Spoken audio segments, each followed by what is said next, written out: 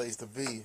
Sick cuz the governor hosting I guess I'll say it podcast right now, waiting for Adam. He'll be joining us soon. Meantime, we got Jammer One on the screen.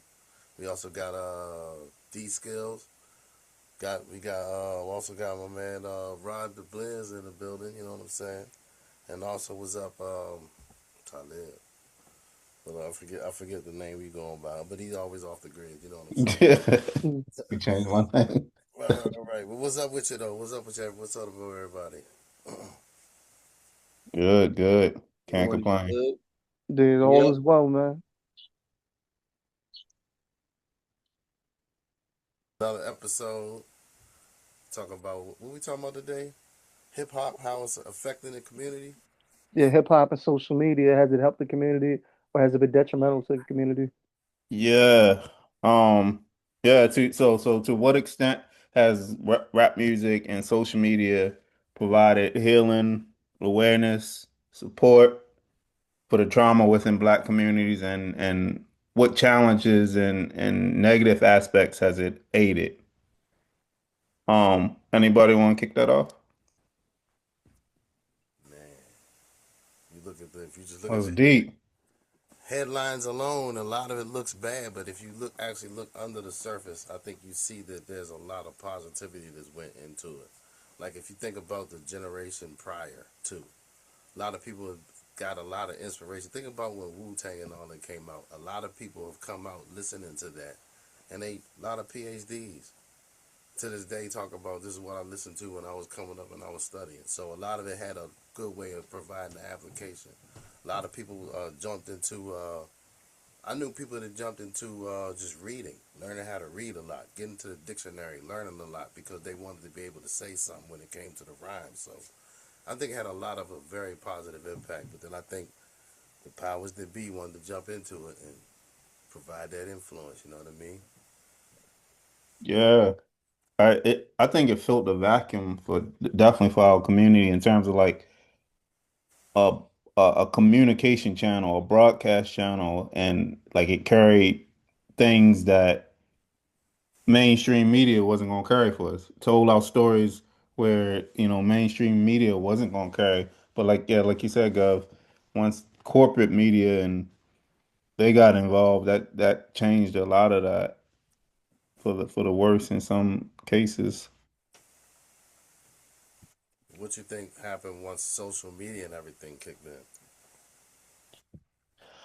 I think Me personally, I think social media just it doesn't change it, it just amplifies what was there. So whatever you put out, it maxes it to the infinity, if that makes sense. And so, but the problem with social media is that it's not, it's no guardrails. It's social media rewards spectacle and outrage and all of that aspect. So it doesn't once the type of stuff that it prioritizes and elevates oftentimes are harmful to the community. And you know, So then by that point, so I guess the whole spectacle aspect of it, because everything only goes to the spectacle versus everything else, that's pretty much was. Do you think that's what's causing everything to look like everything just watered down at this point?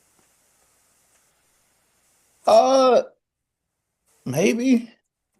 I mean, I think it's a lot of things that's watered it down. Like just off the top of my head, that the fact that and skills probably could speak to this is that not having ARs and media channels where we own and can curate the content and so on and so forth, and it's all being filtered and curated by corporate media, like that changes.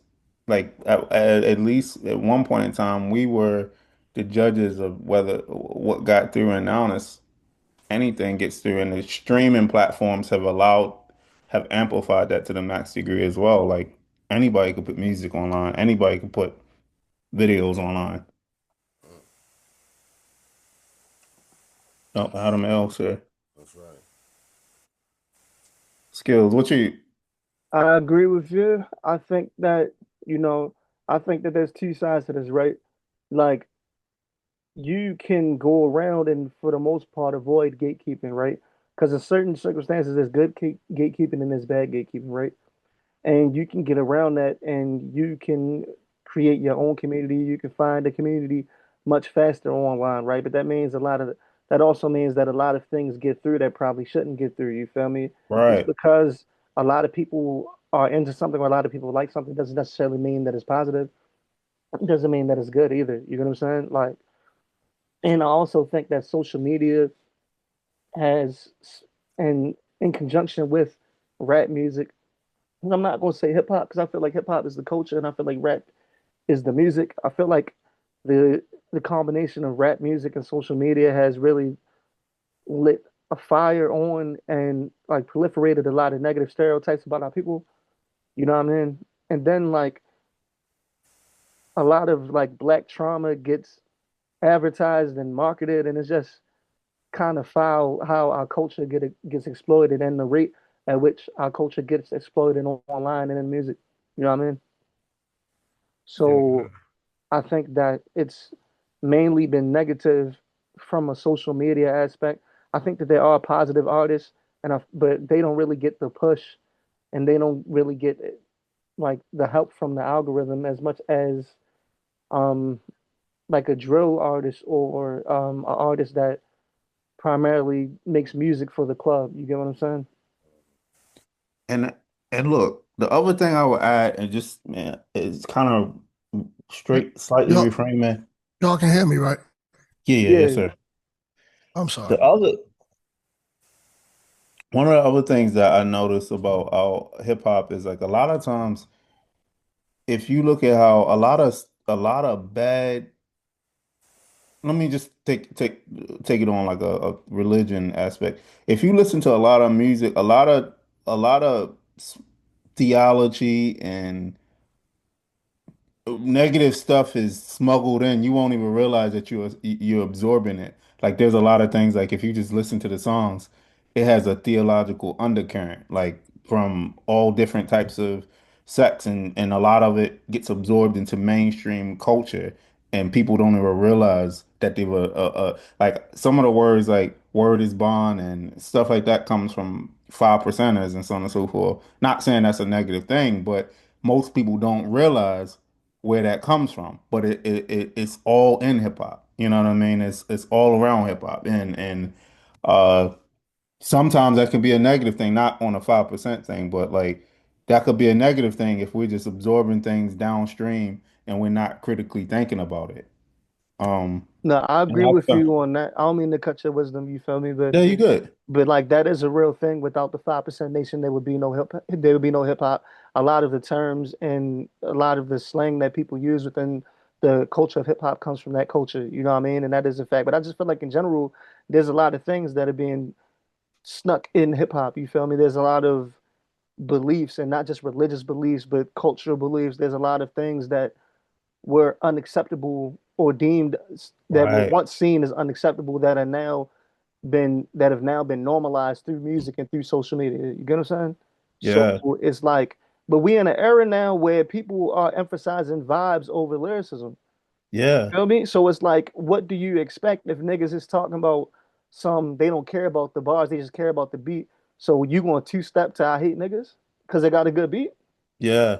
Hey, look, I think for me, and that's my personal opinion, I think our community, because a lot of us come from a fragmented, broken, uh, brokenness from our community, just history, you know what I mean? A lot of us don't have a stable framework to evaluate life and to critically evaluate the music that we have. And like if we're not like for instance spiritually grounded, when you listen to this stuff, anything goes. You don't realize like, yo, what you just smuggled into this hip hop is bad for us. Like the drill rap talking about death and stuff. Like if we were more grounded, had a better framework, we would be alarmed by certain things because you'd realize the ethical lapse. You'd realize the moral stake in whatever it is that you're listening to.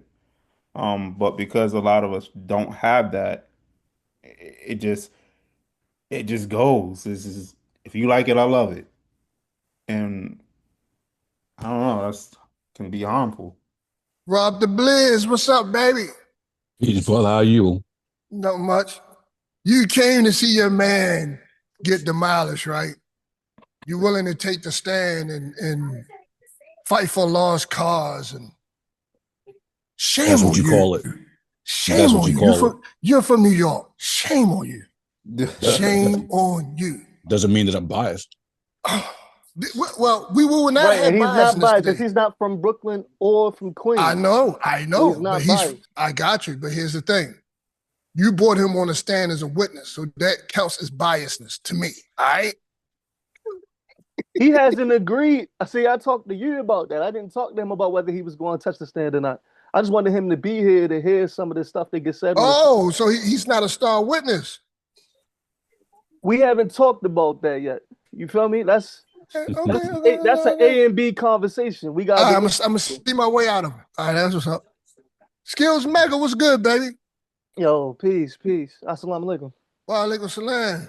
Sick cuz the governor. What's up, baby? Jammer One, what's up? Hey. It's chilling.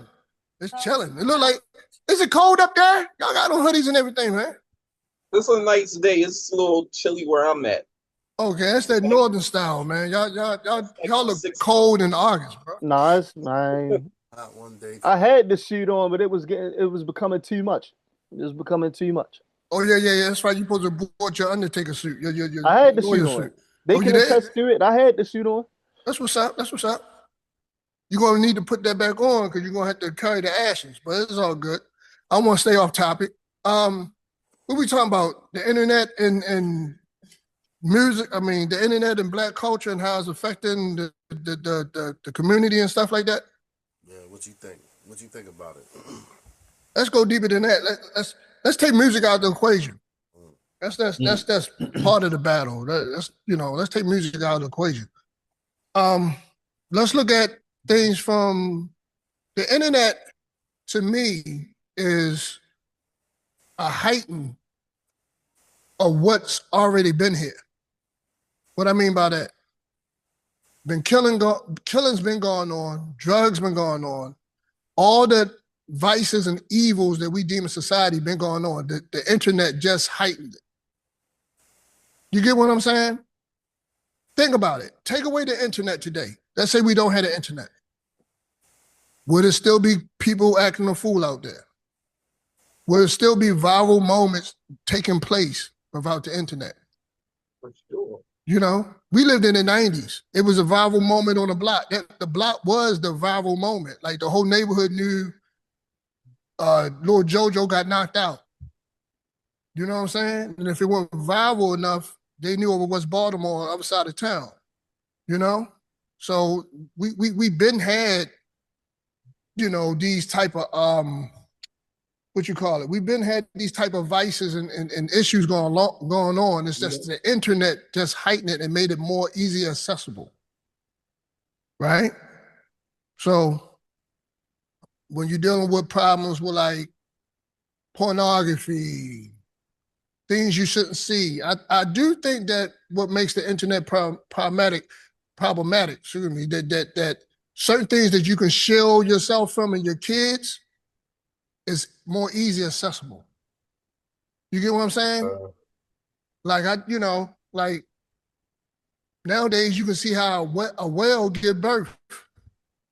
Back in my time, you couldn't see it unless it's on some Discovery Channel or something like that, right? So just imagine what your children have easy accessibility to while you're gone or whatever the case may be. And then get to the point where even if you lock their phones or block certain sites, to some people is deemed extreme. Workarounds. Say it again. They find workarounds. You know. Yeah. They know how to search them out with it. They say, okay, we just type it in another way, and they get exactly. They get right around it. Yep. So I think music is part of it. What they listen to, what type of music they listen to. Because music is just poetry behind a beat. You understand? So Depending on what they want to listen to. They want to spin a block and drill, or they want to educate themselves, or they want to be peaceful, or they want to chill vibe, or whatever the case may be. I don't know, fellas. Most of us lived through the 90s, right? How did, before the internet, how did these things affect you in your neighborhood? Was it things you saw? Was it through the music? Well, I want to ask you, did the music shift the culture, or did the culture itself shift the music? If I'm making myself clear. Like, was the music a reflection of the street? The music was a reflection of the street. I think, really, just to add on to this, when we were coming up through the 90s, there were a lot more well-read and well-spoken artists. There was a point where I didn't know that Assata Shakur's real name was, or government name was, Joanne Chesimard, until Public Enemy. Although that was in '88, but that's really just an example of how that kind of education had really just extended throughout the 90s. There were a lot of things that we didn't educate ourselves on that they were, that MCs were able to educate us on, and I think that just shifted. I don't know. Fast forward to the present, where technology is actually taking care, taking over everything, and has exposed the narcissism in everybody. Whether it be the artist or the consumer or the industry at large. You know what I mean? Everybody's like, okay, yeah, look at me. I'm doing this. Look at me. I'm doing this dumb-ish. I'm shooting in the air. I shot this dude. I beat this dude up. This dude got beat up. I got beat up. And then, of course, the ones, the powers that be will be like, okay, great. Now, when when we sign these deals, I'm saying, when we offer these deals to these up and coming artists that get into some dumb shit, then, we'll take out these insurance policies so we can get our money. So it's just, it shifted, like technology really just shifted the culture at large. However, I don't think that all is lost. There's still individuals who want to hear things that are more informative. It's just that the problem is nobody's really supporting the progressive artists. So that's where we are right now. Yeah, or the thinkers, or the scholars, or like right now, if you go into a city school, and I'm just assuming, right? You go into a city school, you tell the kids from grade, what's more impressible? Grade 6. You say, what do y'all want to be when you grow up? Most of them are going to want to be entertainers. Influencers. They won't, you have a low percentage of doctors. And I'm not defecating on entertainers. You get what I'm saying? Because it's a space for everybody. You get what I'm saying? But it got to be a balance. It's not enough doctors, scientists, lawyers. And it's not enough of that being exposed. Like you said, you know what I'm saying, Rod? It's not enough of that being exposed. Like right now, if you go to the average urban community, you gather like 10 kids around. You're like, who is, Charles Drew? Who's the baby? That's problematic, bro. And this is our future. That's very problematic. Even almost 10 years ago, Lil Wayne said a line like, I beat the P up like Emmett Till. And then, people's excuses for him are like, okay, well, if it wasn't for him saying it, then you wouldn't know who Emmett Till is. Right. Like, okay, yeah, that's your image, that's your introduction to this tragic event in history, that affected our people. It's really disgusting, So that's just another thing to look at. Yeah. Remember Nicki Minaj, a few years back, she called herself dissing Malcolm X, looking ninja. Remember that? And the cover had him looking out the window or whatever the case may be. Like, the disrespect, this is what I'm saying. When you take away knowledge and you take away heritage and generation of talk of these good people down the road, the current generation loses respect. I think the line of communication was cut off, and that's the big issue. No one is, our generation knew about the generation before us, right? And I'm assuming probably the millennials, but after that, the line got cut off. Now, I could point the blame game. Would that be fair? If I say, well, the reason why this generation have lack of knowledge of self and this lack of understanding of anything because the millennials dropped the ball. You get what I'm saying? They dropped the ball. In the community, they just dropped the ball. I don't know about that. That the millennials, millennials didn't teach their kids to read or point them in the right direction, give them things that they should look into, or give them knowledge that could be beneficial or knowledge about their history. Are you saying millennials didn't do that? I say that. Yep. And I say that we failed them because we also neglected some old rituals that was a staple in our community. Like we abandoned the fact that sitting down at the table and everybody eating dinner together. We're from that generation where we raised our kids, go in the room. We don't want to be bothered with them no damn way. Take your food and go in the room. You know what I'm saying? We abandoned that one staple. All it takes is one staple to break down. So our generation, I take the blame for it. That, coming up, we didn't raise our kids to sit at the table and have a conversation. And that's where disconnect came in at, because we allowed our kids to be raised by Nickelodeon, PlayStation, or Xbox, right? Because we've been working all day, and last thing we want to deal with is nagging kids. That, when you come in the house, right, 8-9 hour shifts, them kids are happy to see you, right? Mm-hmm. Every man needs a reset. I get it. We can all agree to that, right? Every man needs to stay in the car for 15 damn minutes or 20 minutes and have a reset, like I'm home, you right? But then when you get in the house, sometimes you don't get that reset. Kids jumping on you, daddy, daddy, daddy. You like, go watch TV. Go eat this and go in the room. Go outside. You know what I'm saying? So we lost that communication, a disconnect. When I was coming up, my grandmother made us sit at the dinner table. You get what I'm saying? And we talked. I think it's a little bit more so, because I think you could still communicate and talk to your kids without sitting at the dinner table. But I think is ultimately the division of the family, like the breakup of the family. Like a lot of fathers wasn't in the household from our generation. I think that was the bigger issue. Because we, like in my house, we didn't sit at the dinner table either, but we still communicated and had good communication with our kids.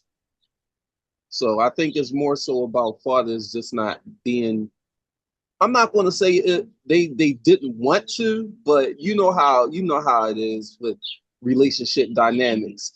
Sometimes, you can just make some bad decisions. Now, when you say, Jan, when you say our house, are you referring to your house and your old lady, or the house she was raised in? The house you were raised in? About my family, my wife, and my kids. Yeah, okay, got you. Yeah. All right, but when you was coming up, you had Big Mama in the house, though, right? Yeah, I agree with you. We ate at the dinner table too. So yeah, Big Mama cooked the dinner, called us in because we were outside, and we all sat down at the table and ate. But like us now, we don't really do that, and I agree that is important. But I also think that it's not 100% necessary because we still spend time with our children. Like I didn't really have an issue with the kids being happy to see me when I came home from work or whatever. I would make time. I would always make time for the kids. So I think that's very important for parents to do. And a lot of that didn't happen within our generation. For whatever reasons. It could be for 1,000 different reasons. But, you know, we dropped the ball. Yeah. And then I also look at like the structural underfunding that happened for years and years and years, like the property tax based school funding and like the FHA underwriting standards and stuff like that that kind of kept us excluded us from communities that would have given us access to better education. A lot of it's structural too. Right. Yeah. I think the internet is worse than, y'all may disagree with me, but I think it's worse than the crack epidemic. Man, I'm not going to disagree with that. I actually agree with that. The internet is bad, especially for these kids. Because when crack came in, it was designed for black folk. Because white people, they would coke, you know, they liked the coke. That was an expensive drug. But crack was designed by the CIA to destroy black homes and break them down. But when it started creeping into the suburbs, because the white people just love to be involved in what we do. You know, what the ninjas doing, what's going on, you know what I'm saying? So when it start creeping into their neighborhood and their neighborhoods were being affected by it, now we got to do something about this. The same thing with the opioid thing, but the internet is worldwide. It's a drug, it's a poison that can't be contained. You can't just say, well, we're going to put the internet or a certain type of internet into the black communities and the white people are restricted from it, or this race of people are restricted from it. That it's for everyone to see. So that's why I say it's worse than any drug the CIA ever brought into the black neighborhood. You know, so that's and then yeah. And like you said earlier, like it's the platform's engineered to amplify all of the like loud frequencies, and like it buries all of the quiet stuff, that the helpful, healthy stuff that goes on the internet.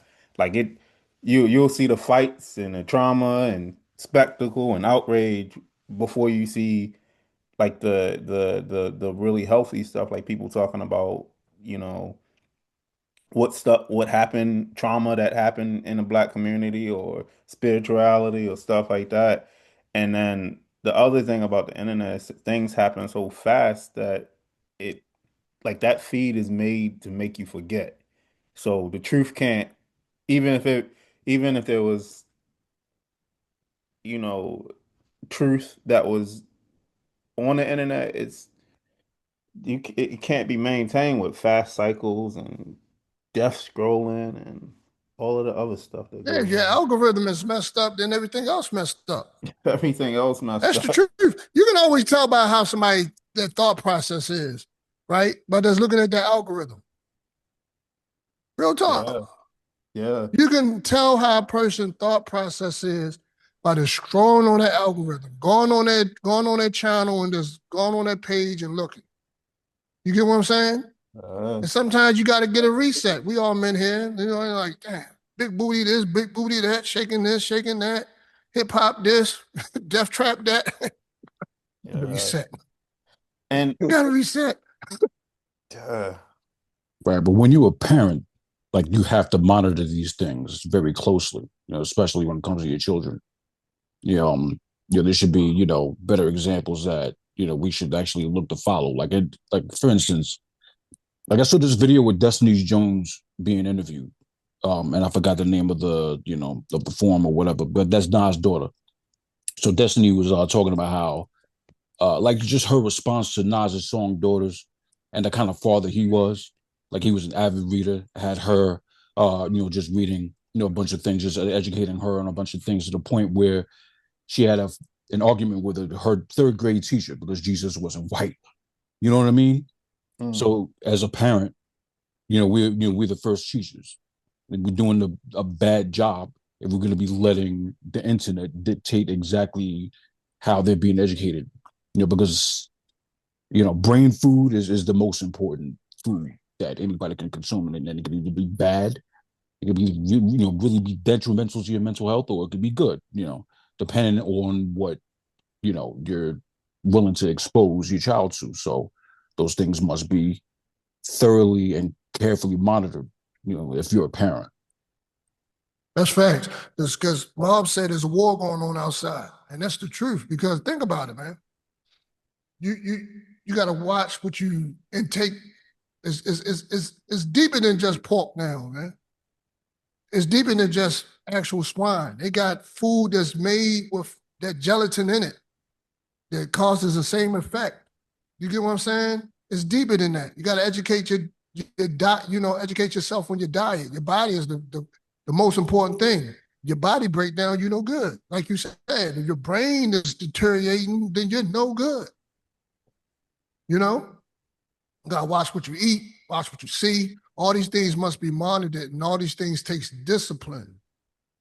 And as a parent, you can only teach your child to the point where they're becoming what you call, I guess, legalized adult. I believe that's a lifelong lesson. I mean, to raise your children is a lifelong journey to the day they die. You could be 80 years old, your son could be 60. There's always going to be a lesson you can pass down to them and teach them. So it's, when they say, oh, well, he's 18 or 21, no, they're just old enough to even get out of my house or drink, unfortunately. But I'm always going to be your teacher. You get what I'm saying? That's a lifelong journey. But we can only do what we can as parents. And then once they become adults, they got their own book. You get what I'm saying? They got their own journey. But you did your job. You can't feel bad as a parent. This is why I had to learn. Whatever you taught your child, whatever values you taught your child, once they grow up and they decide to take a different road, you cannot feel bad because you've done your part. And then if you didn't do your part, then you should feel a damn shame of yourself and say, you know what? I failed myself. Right. You know what I'm saying? Because the success of a parent, if your child end up better than you, that's a success. Mm-hmm. If you didn't graduate from high school and your kid graduated from high school, that's a success. Mm-hmm. If you didn't have a certain level of, let's take the diploma away from it. If you didn't have a certain level of education, a certain level of knowledge, or a certain level of whatever, and that child preceded you and is better than what you were at that age, that's a success. If you were locked up at 18 and your child has never been to jail, that's a success. We can't, I think what we get misconstrued, not us on the panel, I'm just saying people in general in society, oh, they got to have 2 cars and a house and live like Jay and Beyonce and have certain type of, success or a CEO. No, that's not what, I call success, because success is subjective, If you haven't destroyed your community and you haven't killed anyone unjustly, or you're not in jail, or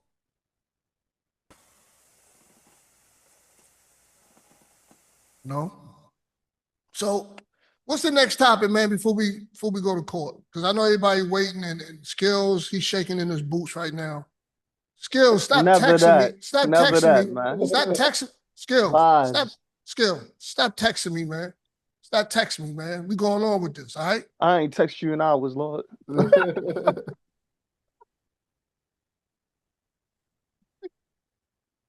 What's the next topic, man?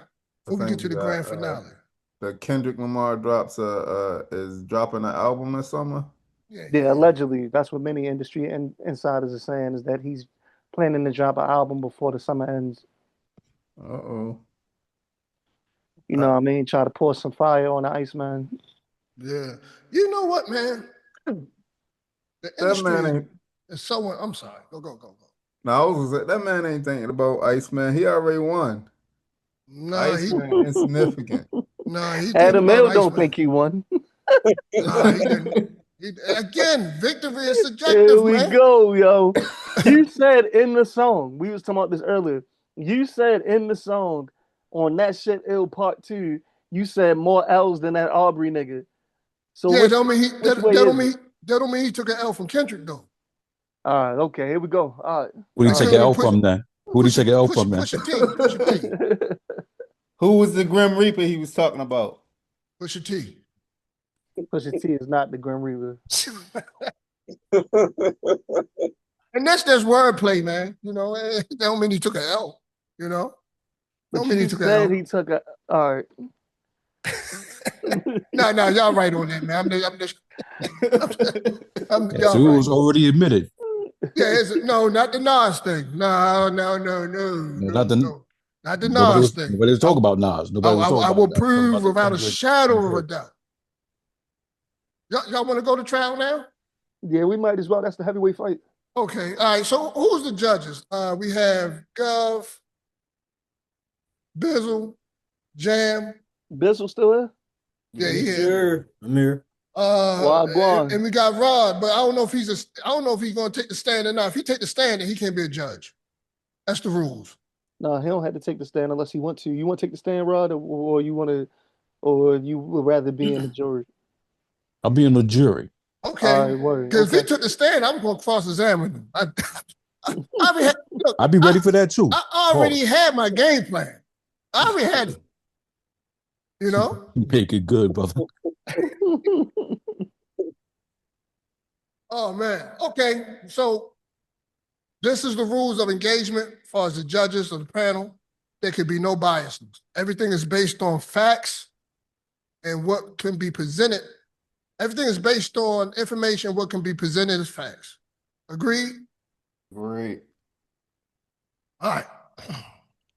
Okay, open arguments. Who you want to go first, sir? Counselor? No, you Skills? got it. You got it. All right, let's go. All right. Where we at? So my open argument, and let me say first. Hold on. Let's lay down the rules first. You feel me? Because Okay, you said yeah. that we can't present facts in open argument. Like we can't present our points. We got to set up the story and that, right? Or what's the rule? Yeah. That's the rule. All right. Okay. Word is one. Okay. So, all right. So let me first say to the council and the jury here, shout out to both legends. I will prove without a reasonable doubt, no pun intended, that not only that the culture had got it mixed up, I will prove that Nas Illmatic is, not only hyped, but as a fallacy, is the greatest hip hop album of all time. I will prove to the jury that the evidence that I present will hopefully shift your hearts in the right direction. Y'all will see clear, without blinders on, and give Notorious B.I.G. his rightful respect and throne on the hip hop chair. That's just, is the king, not only New York, but the king of hip hop. Okay, my open argument. It says, Ready to Die by Notorious